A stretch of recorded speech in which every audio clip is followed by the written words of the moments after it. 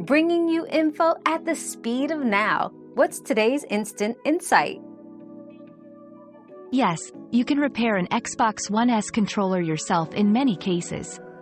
Common issues, like unresponsive buttons or stick drift, can often be resolved by replacing parts or cleaning.